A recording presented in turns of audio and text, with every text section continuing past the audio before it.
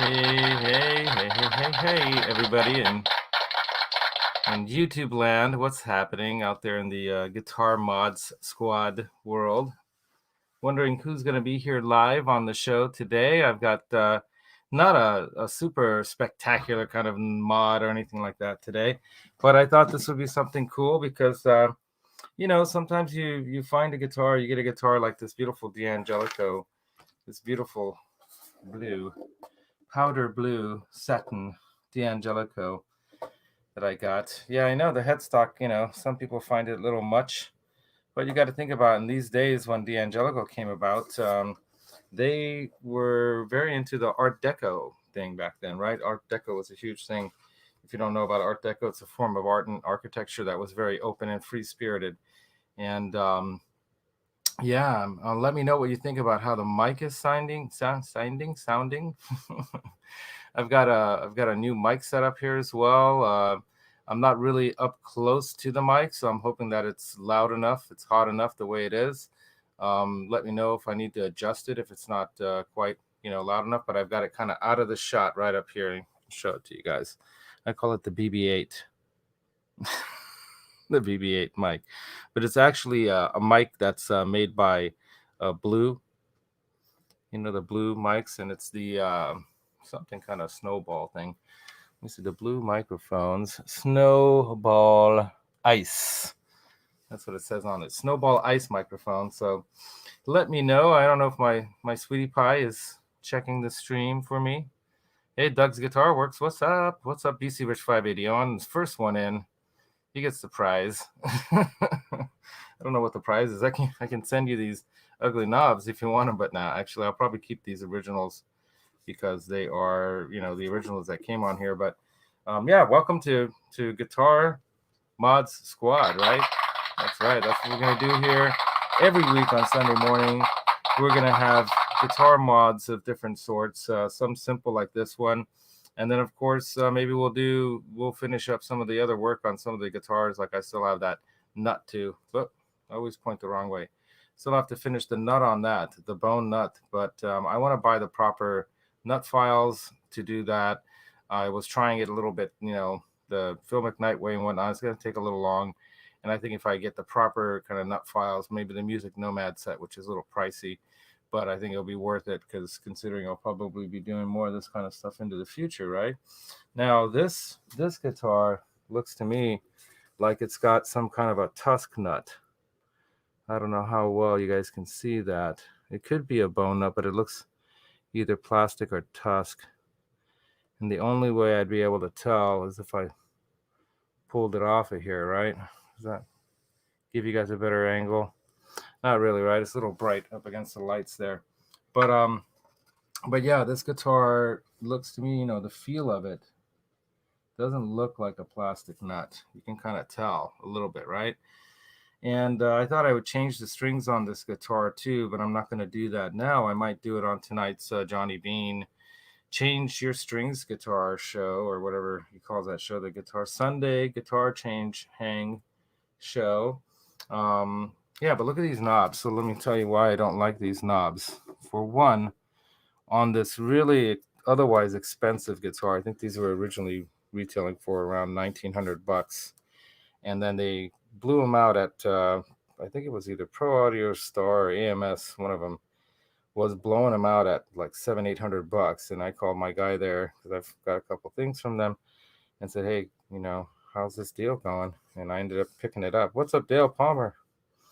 But the only thing I really don't like about this and hate really about this is these tall, very slippery, because it's kind of like this satiny feel, very slippery knobs. You can't really get a good grip on them, And so I was contemplating what kind of knobs to get for it.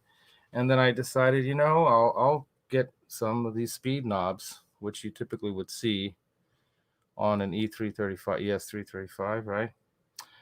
Because wouldn't that look better? All right, rather than that. So I just wanted to stay with the black and go ahead and replace these. And then there's a special knob puller that I got. I think I got it through Stu Mack. Big Rock Manufacturing.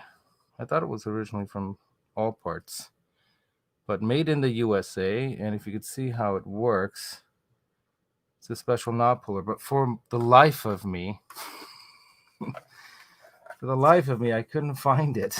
I've got so much stuff in here. Oh, maybe it could be in that box, but I've got so much, like, not just gear, but like parts and things in different like containers and stuff, and I don't know where I put it. So I'm gonna have to probably go with probably a little more scary way of doing it, which is with the ESP tool, right? So, but I'm gonna be as super ultra careful as I can, using some cloth underneath there. I'm gonna wrap it several times, and then use that to pry it up off there. Little scary. I don't know. Anyone want to talk me out of it? And then the strings that I'm going to put on here are a special kind of hybrid set. And it's kind of cool that they're blue, right? Blue guitar. Oh, move this chair. I don't like that. Bumped my thing. They're blue, like the guitar. The packaging, anyway. So this is the G.A.S. David Gilmour signature set. I sometimes peruse sale item things, right? In wherever, Sweetwater or whatever, and I probably ended up buying this along with some others. So it's a very interesting set. So here are the numbers. It goes from 10 to 12 to 16 to 28, 38, and 48. So a little heavy on the bottom, right? I'm really curious, how it's going to feel and sound with these on here. Now, this being a more typical short scale type neck, right? I should have brought a tape measure. Don't I have a tape measure here? I thought I brought one just so I can measure this. Just, yep, there it is. Oh, gotta reach down there. So, when you measure from the nut, right, to basically where the bridge is, this part, right, you measure from the nut to there, and you've got 25 inches. So 25-inch scale guitar. Move that back up. And the other mod I thought I'd do with this morning was, even though these original ones are gold and they look cool because they're gold, I thought I would swap out, because I haven't bought, maybe I should wait till I buy some gold ones, right? I was going to swap it out with, where did I put it? I know I have it here somewhere. I put everything out here. Oh, here they are. Yeah. The Schaller strap locks, right? So stick those in there. The Schaller. There you go. Try to get it so it's not so shiny. You gotta get a different kind of light. I think the top one up there is the one that's really, maybe it's the screen. You know what? Let me just go big screen here, and I'll just look at you guys' comments on the YouTube on my phone here, because maybe that'll improve the lighting a bit, right? Oh, a little bit, not that much. Anyway, so there we go. So yeah, man, that's what I thought I'd do. And then, of course, I got something hanging behind me. If you haven't noticed, hey, Janice, Lala jumped in as usual. Thank you so much. No worries. You don't even have to talk. Pardon me. Tell me, how does it sound, you guys? Is the sound quality way better now that I've got like a real microphone? It's pretty cool. I like it. Yeah. Gotta have some coffee. I haven't had my breakfast yet. I tried to get it. I was looking for that darned knob puller. I couldn't find it. So I was going nuts and I couldn't find it. I'm like, all right, whatever. It's probably in one of my gig bags, Or it could be, I could have had it on top of this pile of junk up here and it probably fell down. That first sip of coffee, I haven't even had the first sip yet. I have a bunch of stuff up here that doesn't need to be there. Why is that there? Let me look real quick. Wonder if I put it in here. Nope. All right, I'm not going to search for it anymore because I've pretty much went nuts searching for it. But yeah, you know, this is a really cool guitar, you guys. It's got a really nice set of Duncan custom 59s in there, the gold ones. And I believe this D'Angelico was made in, let me grab a flashlight so I can look in there. Pretty sure it was made in Korea, not Indonesia. Does it say? Doesn't say. Nope, doesn't say. Yeah, that's a bummer. But it might have had a sticker on it at some point, but I don't like to leave those on. Doesn't say anywhere up here. And it just says W17 or something or another. So I'm just guessing that Grover Tuners, of course. I'm just guessing that this was a Korean factory one, because at that time these were being made in the Korean world music, world something or another, right? Somebody else probably knows. Yeah, the sound is working very well. All right, thanks, Dale. Awesome. Thanks for the heads up. So we got BC Rich, Doug. Who else is going to come? I don't know. Hope for more people to show up. But in the meantime, I can go ahead and change these out. But what are you guys' opinions? Should I or should I not change these to the locking strap locks to the silver ones? Since this is all gold, I can order gold ones, right? I don't necessarily have to do that today. And oh, one other thing about this guitar that's really cool that you should know, it's pretty cool, is that this switch right here is a 6-way. So it switches 6 ways. So you've got 1, 2, 3, 4, 5, 6. And over. So it goes like this, right? Kind of unusual in the sense that, you know, when you hit a switch, you're usually just wanting to go like that or like that. But you just pull back on this one then for the other settings, right? The split settings, which is pretty cool, I thought. So you can get that, you know, I think it's split. I don't know if it's tapped or split, to be honest with you. I'd have to look into that. But yeah, another thing that I think is really cool about this is, you know, you got that Art Deco diamond, the Deluxe. It's the DC Deluxe. And that really cool Art Deco style truss rod cover. And then look at those knobs on the tuning knobs, those tuning buttons. Pretty sick, right? I think they're cool. So anyway, yeah, very Art Deco, and I was always into Art Deco. When I was young, I built a lot of plastic models and built things as a kid, and I liked, you know, architecture and all that. And one of the forms of architecture I really fell in love with from middle school on was Art Deco. Once I discovered it, I think I saw it in a magazine or something. Like, ooh, what's that? And I learned about, you know, the Harlem Renaissance and a lot of the other influences from Europe on architecture and music and art. And so, hey, Rax Effects, my buddy, what's up, dude? Why change the? Yeah, they are retro, but man, they slip. They are so slippery, dude. Watch what I can be running my finger across it like this, and it won't move. See the thing? It won't move. And you know, when you're playing, you don't want to have to struggle with that. You know, you want it to move. See, look at that. Just doesn't move, man. So if they would have made it a different finish on here, because it's got the similar kind of satin finish as the body, and it just, you know, slips away. Now I could put some kind of a rubber thing around it or something. Yeah, that might be a better. Hey, Adam D, what's up, dude? Yeah, it might be a better yeah, Art Deco delights. I like that, BC Rich. Dude, I love Art Deco anyway. So yeah, put a rubber ring, an O-ring around it. Yeah, maybe I should do that instead. So that's why I do this mod squad show. You guys are the squad, right? And so that's why I do this, to get some advice from you guys. So maybe I won't change them then. Maybe we'll just talk about this show. Do you see that? That's right. I got into the Guns N' Roses Mammoth show on Wednesday in San Jose. I don't know if you guys caught the live stream I did as we were eating dinner with Johnny Bean.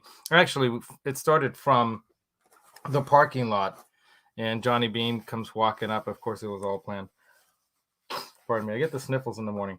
And then we were in Santana Row. So I don't know if you guys are Santana fans, but I'm a huge Santana fan. I like flan too, but a huge Santana fan. As a matter of fact, we were jamming out to Santana last night, and to a number of other Latin musicians and artists and whatnot, because we had a little family get together here, a patio party, what we call the L&L Ultra Patio Lounge in the backyard here. And some of you might have seen pictures of that if you followed some of the tabletop finishing that I've done. But yeah, it came out great. The backyard is killer. It's for a little apartment, where I'm at here and all. We've really made the best of it. It's Shangri-La out here in the middle of Eastern Bay Area, East, what they call inland, East Bay Area here in Livermore, California, home of the Giant Hadron Collider, if you like atom smashing and stuff like that. Yeah, but Adam D is saying it all comes down to if you like the look and feel. If you can't replicate the style or look you want, then the O-ring comes in handy. It's your gear at the end of the day, right? Yeah, exactly. But I've always wanted, like I mentioned in the description, I don't know if you guys catch or read the description before the show, but yeah. But the reason I thought about changing them, because I always wanted a 335, right? An ES 335. And the first guitar that I bought that's similar in that vein, let me go grab it. It's a very cool guitar as well. Got too much stuff in the way here. Oh, here we go. So it's the red. It's my red guitar. Now this guitar originally was mine. I bought it again on one of them blowout sales. They were blowing these out, and every purchase of one of these went to helping that organization that Bono did. So this is the Bono signature Gretsch. I really love that tailpiece. Very cool. And yep, and then on the back, silk screened, of course, but you've got his Bono signature right there. So this one's made in Korea. It's got a very glossy neck, but a pretty comfortable C-shaped style feeling neck, And I did replace the I hate the Gretsch ones, those like little knobs. I replaced those with these, shawlers. The only thing I don't like about this shawler is this is the older style shawler lock, strap lock. The newer ones have this rubberized kind of thing there that keeps it from doing this, right? I don't know if you can tell in the light, but it's got a very nice kind of a cream vintage looking binding. Really nice around the F-holes too, which really gives it, and really high quality workmanship. Look at that. I mean, I've seen Gibsons with worse, work than that. Really, really quality. Of course, the binding, the little, thumb or whatever kind of printy, kind of like electromatic thing. Great guitar, man. Grovers, of course, Grover tuners. I could probably replace these ones with the set of Grovers, or no, not Grovers. Well, let me show you this. That's another mod I can do in the future on this one. And that, I think that one has a plastic nut, just like the other Gretsch. And I should order another one, right? And then change the plastic nut on that thing as well, because the plastic nuts are no bueno. Ooh, I'm stepping on my headphone cord here. So what else was I going to show you guys? Where did it go? Well, anyway, so the point being is that nut could go, so I could change that. And then I think I already put those away. Yeah, I stuck them up there. I have let me show them to you. It's worth grabbing out of the closet. As long as this cord's long enough. Guitar parts. I got like several of these. Starting to collect not just guitars, but guitar parts and more. So when I do giveaways, I just snag something from the box, right? So I should do a giveaway. I should have done a Where's Franken band, but I still owe people some stuff, some strings, and so I haven't gotten around to. I'm really been not just busy, but I guess I want to do it right. I like to send people a nice handwritten card and some pics and stuff, and I got to sit down and do that. Maybe I'll do that today and get those out, right? Okay, so here we go. If these fit, right? Made in USA, Spurzell locking tuners. Definitely, I would never put those on here because this one already has locking tuners. Oops, that noise. Real nice tuners. Are those Spurzell too, or they're Grover? So these are Grover locking tuners. There you go.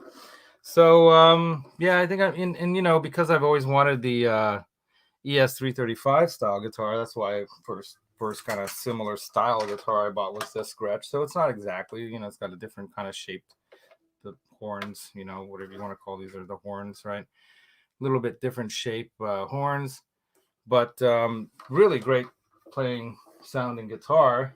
And then I have the other Gretsch up there with I like whammy bars. I like having something that, you know, wow. I always reach for it when it's not there. I'm like, I have to do something else, which is cool too, you know. But yeah, the Gretsch up there, the other Electromatic I have, that orange one. Yeah, I want to Setzerize that one a little bit too, even though it's not a Setzer style body. You know, it's not his typical large fat body style Setzer kind of Gretsch. I thought I'd get like the dice knobs and do some stuff like that to that too. So Nuts got to go on this. That's another future show. Let's see who else is in the house. Hey, Hobo Roadie, what's up? Clackety Shalers. Yeah, you had those. So I got to replace all the Clackety ones with the newer version. You know, because the Clackety ones are no fun when you're, especially if you're recording something in the studio or whatnot. I also have these Grover tuners, but I don't see a need to put these on anything. Unless it's like an acoustic or something, because, you know, so yeah, maybe that'll be a giveaway. I don't know, because I was thinking about putting them on one of my acoustics, but it's not the right like thing, and I'll end up messing that guitar up. But we'll see. Maybe I will anyway. And then I finally did find this claw thing, so I was looking for that. Excuse me, I got the hiccups. So this is called a Vibramate. All right. And what this really is for is like that other Gretsch up there. One of the things I was planning to do is put this onto the Vibramate onto that guitar, so it makes it faster and easier to change the strings. So you notice the bottom picture here. When it's done, it functions like that. And it's going to make it so much easier to change strings on that thing. If I ever break a string, super quick and easy, voila, you're done, you know. And it just goes, you know, over the stop bar, right, and right onto the claw, you know. Super cool. That way you don't have to like hook it around to those pegs. I don't know if you can see those pegs right there. Normally you have to hook the string around onto that. And I never really liked the idea of that little, you know, when you have the strings. Let me open this pack of strings here. Never really liked the idea on those guitars how, you know, you got this the little round hole. I didn't like how, you know, the round hole goes over the peg. I kind of like the idea better of it, you know, anchoring at the end, you know, rather than through that hole. I don't know why. Maybe that is better. But yeah, for whatever reason, I got this because I just thought it would be so much easier to deal with string changing. So Vibramate, check it out. Made in the USA product. Another good thing about it, right? Probably made of hopefully good steel. And what do people say about it? It's absolutely brilliant. What a great idea. Simply amazing. Pure genius. So yeah, made for Bixby vibratos. Installs in minutes, no tools required. The only thing I wonder about it is when you put it into place, right? You obviously don't want to take all the strings off at the same time because this is going to hook on that Bigsby thing like that, right? And should I grab that guitar and show you guys this? Might as well. Oops. I'm going to hook around.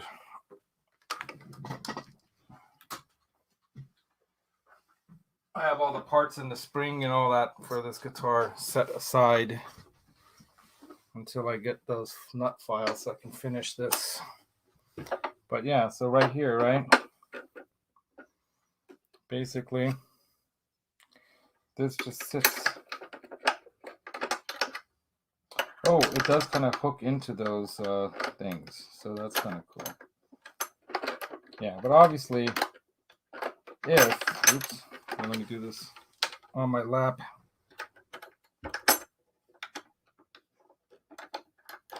There we go. Obviously, if you take all your strings off at the same time, it's going to fall out of place, right? Like boom. So, but once it's in place, you just change your strings one at a time. See how that is? Pretty cool. Maybe I'm doing it upside down, but I don't think so. It can't be like that. No, that's the way it's going to be. Because it's going to go, yeah. What am I thinking? Yeah. So, the strings go down under this bar. They go under this bar and up over the top there. So, voila. It's going to work great. Yeah. Cool, right? So, Vibramate. Get one. Ooh, keep stepping on my headphone cord, and that's not good. I don't want to rip these out because these are not the kind that you can replace easily. I usually have the coily cord one, but I knew I might have to move around a little more, and I don't want that thing knocking stuff around over here. So let me say hi to anyone else new in the chat. And anything else you guys have to say? Yeah, a Rickenbacker 350, right? Oh, you had a 325 for a while? Yeah, I've always wanted a Rickenbacker too, man. They're expensive, but and they got that sound. I've always been a big fan, of course, of the Beatles and others who played that. Steve Franklin, what's happening, dude? Roadie's Jam Cave is in the house. Deja Voodoo, dude. That's awesome that you joined as well.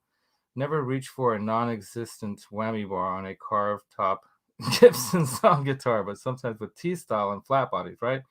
You do reach back. No, that's true, right? You're expecting a wiggle stick on a guitar like that. For sure. Like I wouldn't reach for it. If I had a Les Paul, I definitely probably wouldn't be reaching for something like that, right?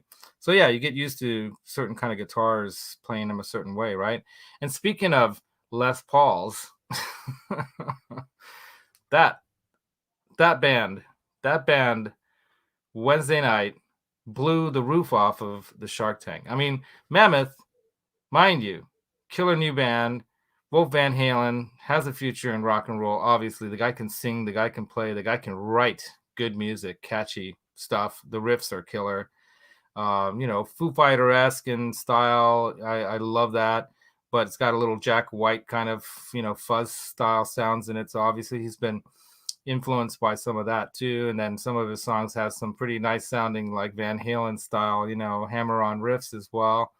Man, he rocked it. But I only caught the last 5 songs because I was hanging out with Johnny Bean too long, having a good time eating at that Yard House place, that sports kind of bar restaurant place in Santana Row.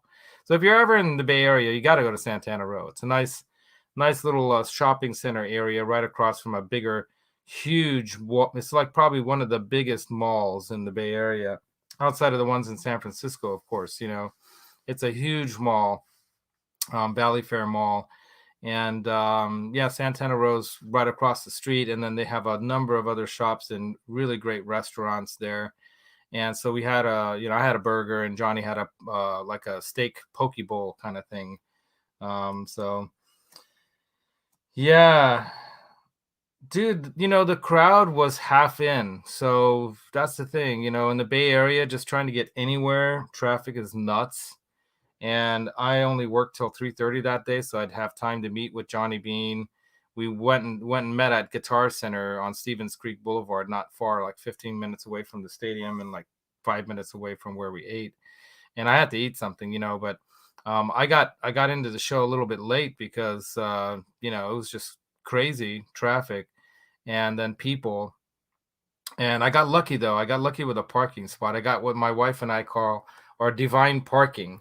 So we believe it or not, this is a true thing, but we actually we believe in this because why not? But we ask for divine parking whenever we go somewhere we want to park. We ask for divine parking, and I was pulling up to the front of the stadium there and turning around to park in the $40 parking spot because I wanted to just get in as quickly as possible. And I'm going through. They direct me a different direction. And they say, no, you got to go that way now. And so this guy's flagging me over this way, and I see right next to the entrance there a yellow zone spot and the sign above it. And there's another car already parked there, and I see their meter flashing green. So I'm like, oh, So I see it's till 6 p.m. It's after 6. I'm like, okay. I say to the guy, hey, what about that spot? Because they had their sign in front of it, kind of blocking it. And I'm like, hey, what about that spot? And he's like, oh, yeah, you could park there if you want. And I'm like, how much is it? Because I figured he knows. And he's like, us $20. I'm like, well, it's better than 40, right? That's what they were charging. And I said, can you move the sign so I can pull in? So I pulled it and he moved the sign. I pulled it and I paid my $20 with my card, and it's right in front of the stadium, like literally not even a half a block.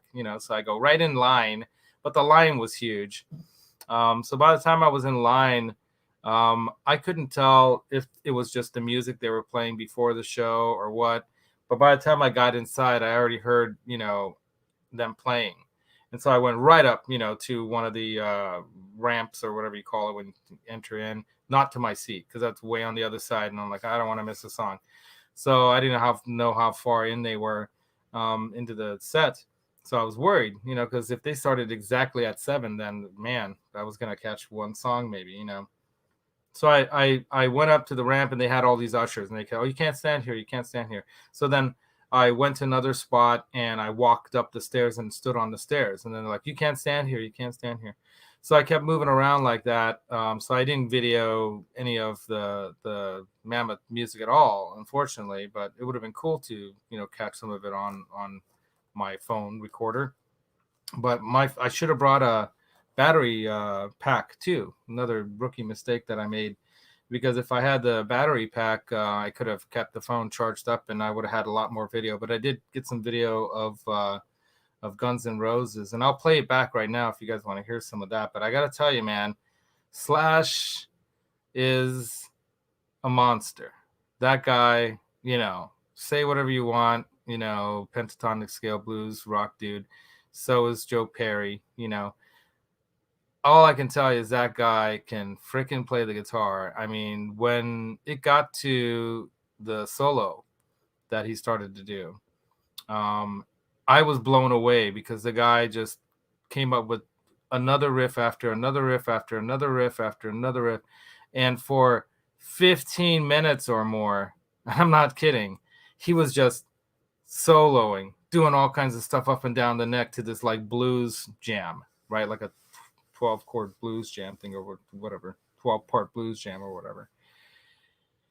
Man, I mean, the guy's feel and the guy's tone and the guy's, the fingers, the style, the melodic kind of phrasing and the bends and the whole thing. I mean, wow. And this guy, all he has up on stage for added effects. I mean, obviously they threw in a little bit of tremolo effect when he, right, one of the videos I have, he does that song. I keep forgetting the name of it, but I think it's called Roust About or something like that. It's that one that goes down, down, down, down, down, down. It's like this way old one, right? Down, down, down. I should learn that song. Down, down, down, down, down, down. And then it has that part that goes, right? So he does that song, and he's got tremolo because that song has tremolo on it. And it's a real heavy sound, right, and a heavy tone. And then he starts doing with that delay. So obviously they got the delay going. So another effect. But outside of that, it's just his guitar into his amp. I'm sure off stage, everything's probably under the stage, mic'd, silent stage setup thing. No amps on the stage at all. There wasn't a single Marshall amp or nothing, up there. So I'm assuming he was playing through a Marshall. That's one thing I hate about the shows today, the big ones, is that you don't see what they're playing. Like you go catch a small show, like when I saw, well, who was it that last time I saw that you could see the stuff on stage? I guess Tremonti, he had his stuff up on stage at the show that we caught, Alter Bridge, right before COVID lockdown. Oops, shouldn't say that. Anyway. But yeah, bottom line is, man, yeah, that Tarantino kind of song. Yeah. So, man, dudettes Slash, he's the king, man. When it comes to that, I mean, that guy played that solo, and it was absolutely freaking beautiful. And then right into Sweet Child of Mine. No tuning peg adjustment, gold top, Gibson Les Paul. I am assuming it was Gibson. You never know with Slash, right? Because originally, and goes right into, Sweet Child of Mine. No, tuning issues, no any problems, and just absolutely phenomenal sounding. And Axl Rose, man, the guy pulled it together. I think earlier shows where they might have shown him not quite fit and ready, I think he's, took a little time to warm up. But I'm telling you, man, wow, they blew the roof off that place. Axl Rose just killed it. Yeah, there was some moments where he was like head voice and stuff, but nothing near as bad as like when I've heard Paul Stanley and Kiss, where you can't even get close to some of those notes. And let's not even talk about DLR, right? And Dave does not have it anymore. But yeah, man, he was able. Well, of course, he's younger, but yeah, he pulled off. Every song was great. There was, they actually did a really unusual.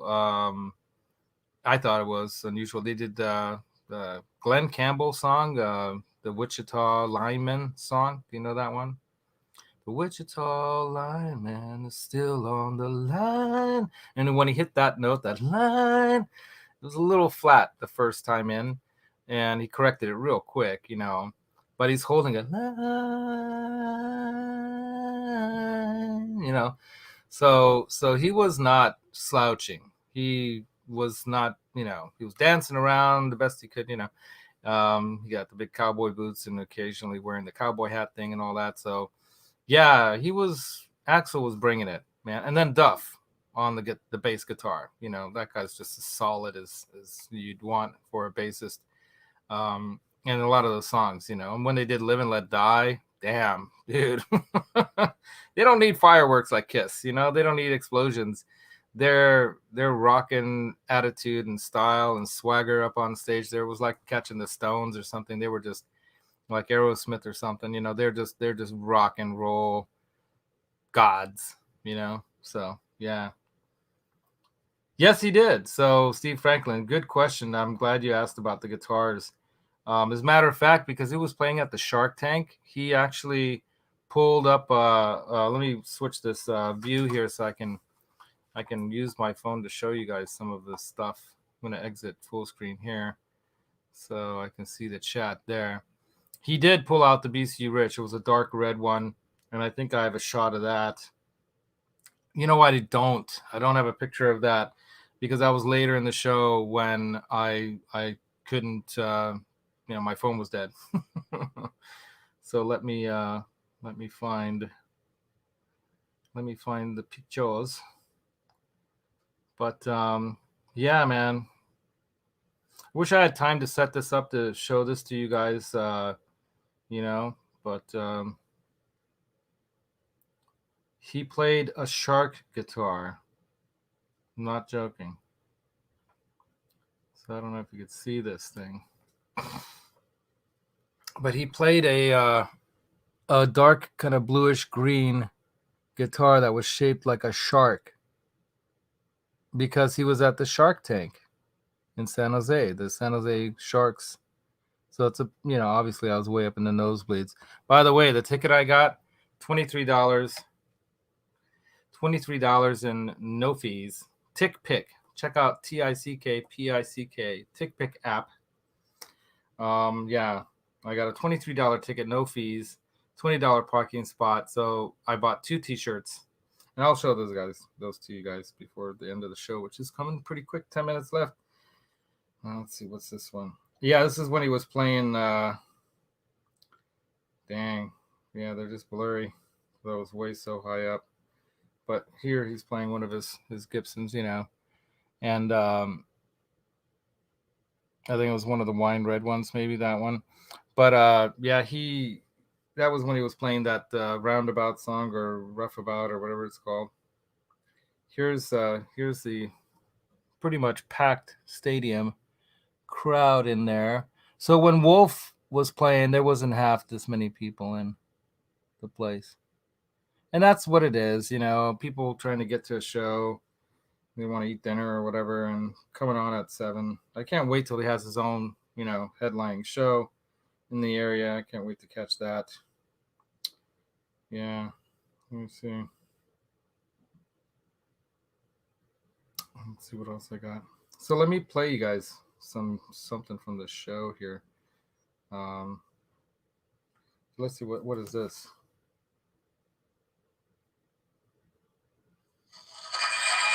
Yeah. Oh, this is just the beginning of the show, so like they're coming on kind of thing, So not that interesting.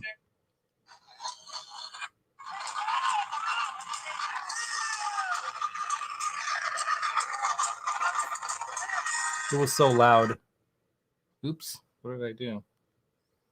What did I do? Oh, I pushed that one button. I didn't mean to. I was trying to adjust the volume.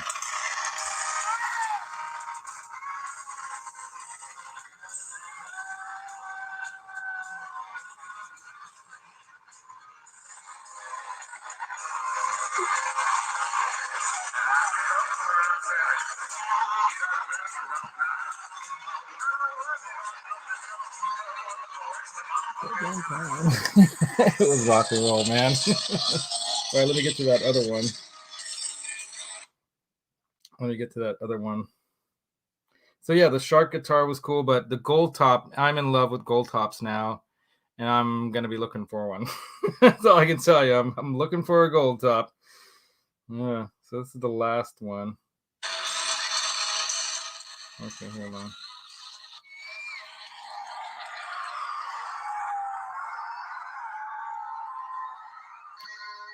Oops. This is where he's at doing that dang, dang, dang at the end of that.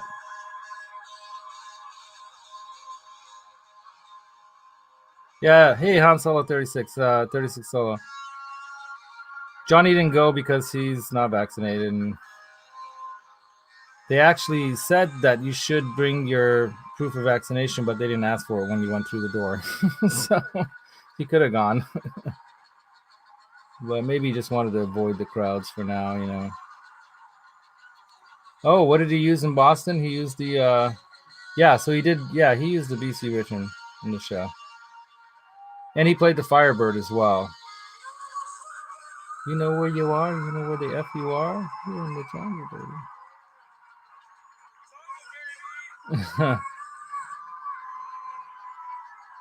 Yeah, Axel was bringing it, man. I don't know how well you guys can hear that. Yeah, it must be a BC Rich bitch, right? Yeah, you're right, Stephen Franklin. Yeah. So he played two BC Riches then. He played the Shark one, that's a BC Rich, and then he played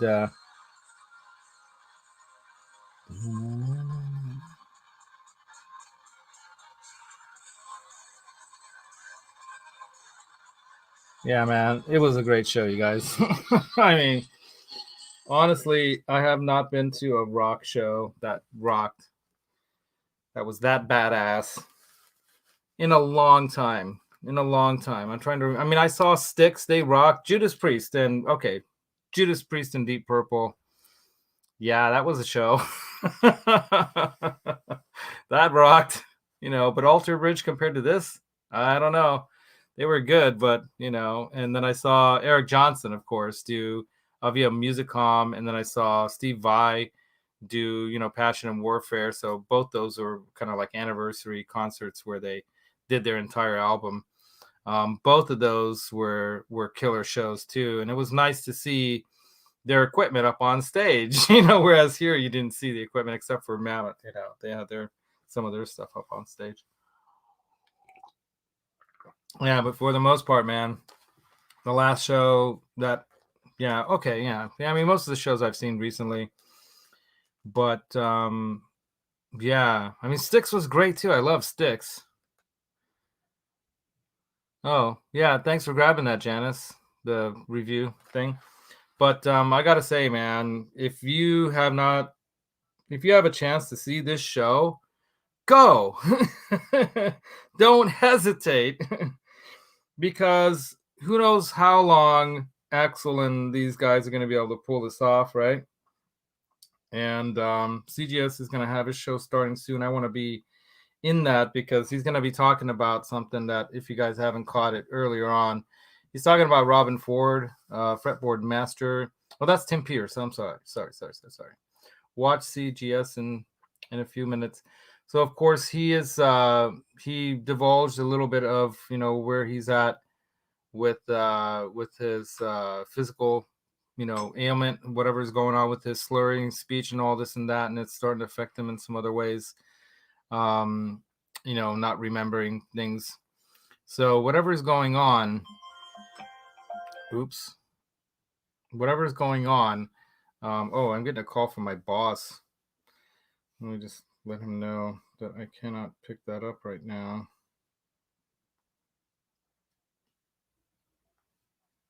Okay. Anyway, so yeah, the point is, yeah, because I have some work I have to do, and he's probably calling about that. But the point is that Mike, CGS, China Guitar Skeptic guy, he, has been showing some symptoms of something as of late, and yeah, it's not necessarily a good thing. And I'm hoping it's not the really, really bad thing that it could be. Yeah, the gold top, that gold top sounded great too. He played it. I think he played the gold top on more songs than any Han Solo. So yeah, but I gotta say, I've been wanting to get a Les Paul for a while, and I actually saw a pretty okay. I don't know enough about Les Pauls. That's the thing. I don't know enough about guitars, period. And buying a used guitar, there was this pretty nice gold top for $1,500, and the perloid neck inlays had already yellowed over time, and it sounded and resonance was great. It was a cool guitar. I should have bought it. It was just heavy, Just get a wider strap, right? Get a wider strap. Get one of them Santana straps that's like 5 inches wide, right? You'll be fine. But yeah, the bottom line is, yeah, he rocked it. He rocked it, and I became an even bigger Slash fan than I ever was before, and actually a bigger Guns N' Roses fan than I was ever before after seeing this show. So that's the impression it left on me. If that gives you an idea of, you know, that gives you an idea of where I'm at with the show. And let me, before I, sign off, I guess I'm not going to do these knobs right now because we talk too much, which is fine. I also got a Guns N' Roses poster for $10, but here's the shirt.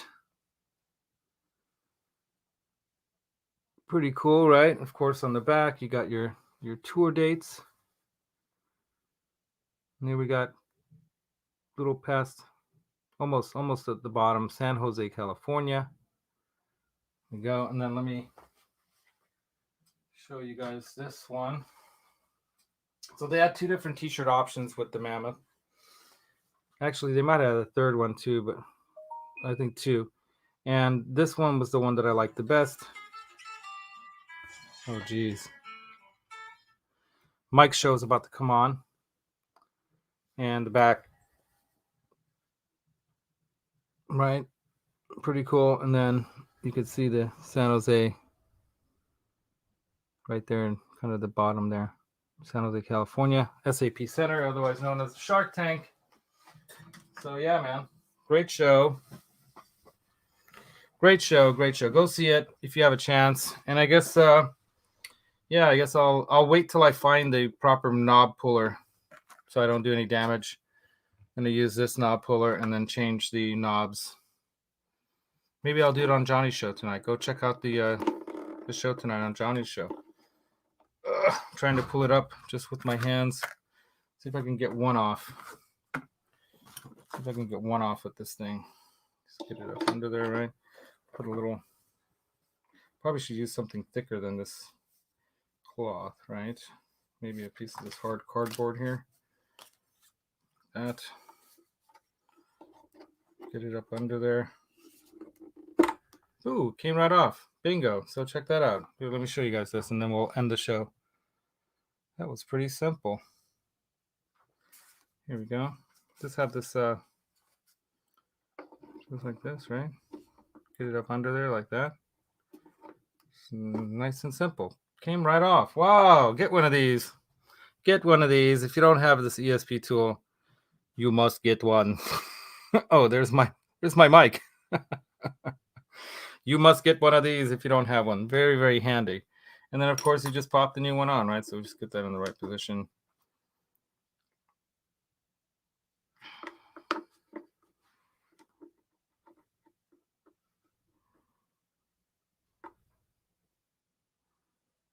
Should go right on. I'm going to bust the guitar in. It's not fitting. Or maybe I just have to gently wiggle it on. Feels like it's going on. Nice and gentle. Gentle. Gently. They have a knob puller, but they don't have a knob installer. Assuming you just push down gently.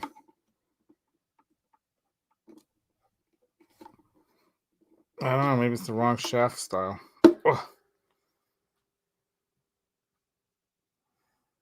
Oh. Maybe I should try this on another, like, not installed pot from somewhere. But, yeah. This is the stuff that, because I'm a newbie to this, I don't want to wreck the guitar in some way. What's going on there?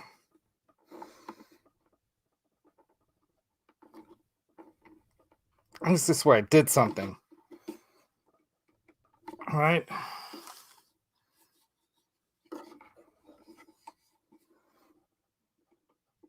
Here we go. Doesn't that look better? I think so. And it definitely. Now I can do this, and it actually spins. Hey! Instead of my fingers sliding. So, end of the show. Thanks for joining. Music Therapy Laz. I was able to do it. Yay. What's this sound right here? End of the show. Laters, everybody. Rock on. Peace.